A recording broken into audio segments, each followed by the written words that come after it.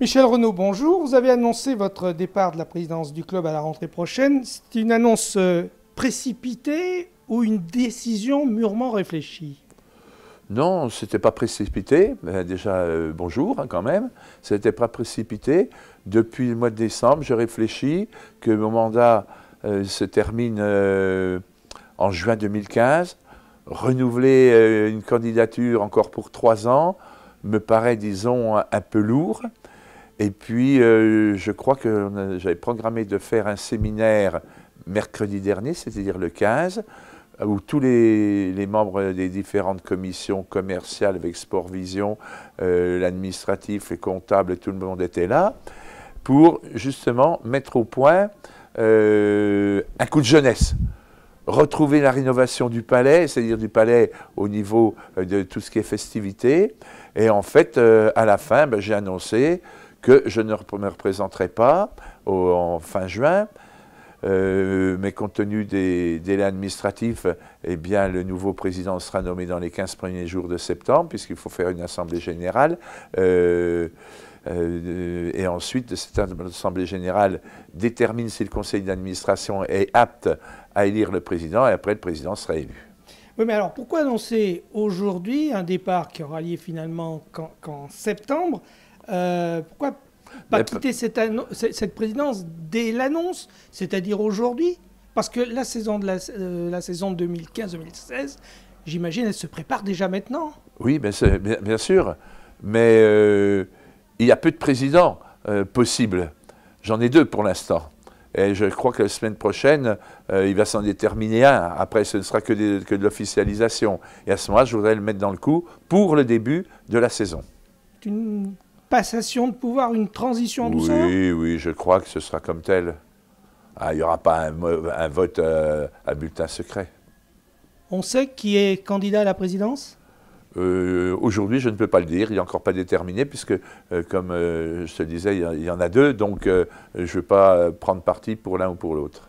Alors, c'est une décision que vous avez prise seule, ou est-ce que vous en avez parlé à d'autres personnes, à d'autres administrateurs, par exemple? Non, j'en ai parlé à personne, et c'est un peu la surprise mercredi après-midi, quand j'ai annoncé qu'effectivement, je n'envisageais pas, pour des problèmes aussi d'âge. Alors moi, ce que je vais donner, 5 coups de jeunesse au club, et les 2 possibles présidents ont 50 ans.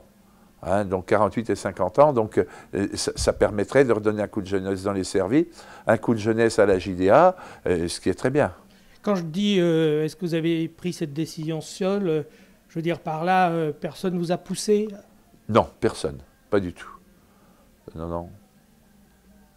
Personne? Non, pas du tout.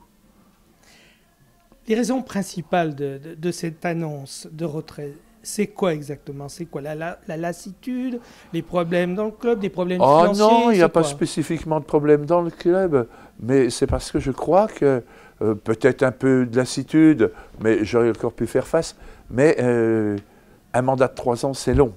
Et je crois que si on veut rénover le club, lui donner une certaine valeur de jeunesse, il faut retrouver un président jeune.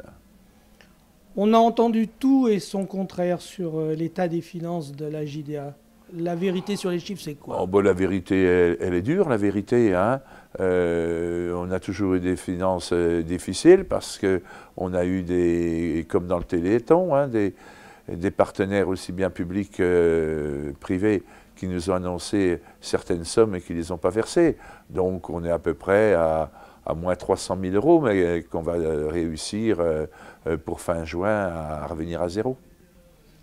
Vos relations avec Jean-Louis Borg, votre entraîneur, n'ont pas toujours été au beau fixe. Vous êtes d'ailleurs exprimé plusieurs fois dans la presse sur ce sujet. Vous n'avez pas toujours été en phase avec ses décisions. Mais plus généralement et au-delà de Jean-Louis Borg, le tandem président-entraîneur dans un club, c'est toujours compliqué.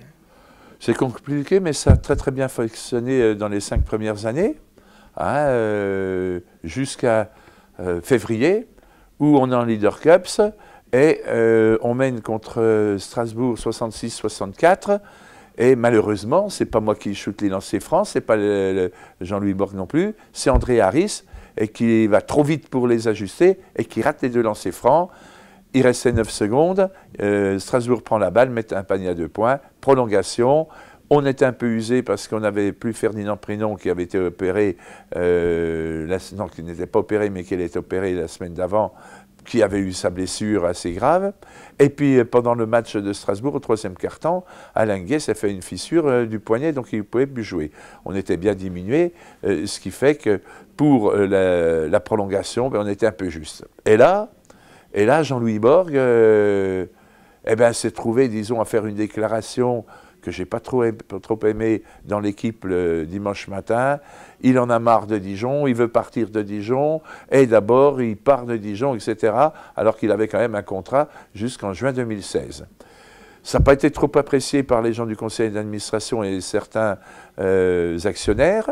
Et certains clubs m'ont dit, mais qu'est-ce qui se passe avec Jean-Louis Borg? Moi, je reste en excellente relation avec lui, mais bon, je crois qu'il fallait qu'il s'explique.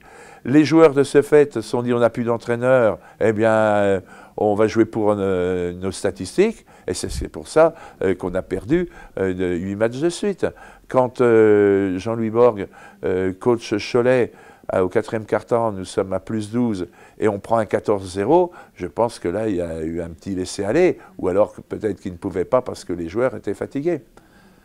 Jean-Louis Borg sera là la saison prochaine?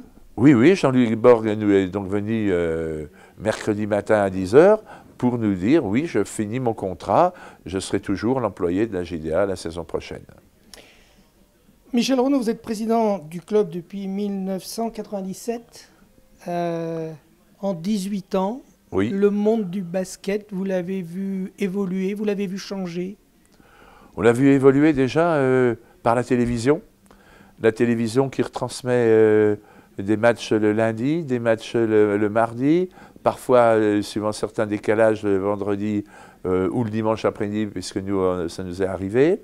Et là, ça donnait un petit peu de valeur au basket qui était quand même assez timide. Il faut dire qu'en ce moment, en télévision, c'est le foot et le rugby. Donc, on avait du mal à s'exposer. Malheureusement, à partir de cette année, on ne sait pas comment on va être exposé, puisque Sport Plus ne va plus transmettre de basket. Autrement, l'évolution, oui, mais l'évolution, elle est toujours faite par la valeur des joueurs, par la valeur de leur salaire et par la valeur, disons, de l'entraîneur qui arrive à trouver des bons joueurs à des prix moyens. Parce qu'on n'a quand même pas un budget comme Strasbourg, comme Gravelines ou comme Villeurbanne. La JDA, c'était quand même un peu, c'est toujours un peu votre bébé. Vous allez pouvoir le lâcher comme ça aussi facilement? Oui, je pense. Je me suis mis en tête de lâcher, mais les futurs présidents demandent que je reste vice-président, que je m'occupe d'un certain secteur pour les aider. Et je comprends bien, parce que quand vous avez été pendant des années président, vous connaissez tous les rouages, il faut bien leur apprendre. Avec ou sans Michel Renaud, la JDA va poursuivre sa route? Bien sûr, bien sûr. Ah bah oui, d'abord il le faut. Et puis peut-être avec d'autres ambitions. Merci Michel Renaud. Merci beaucoup.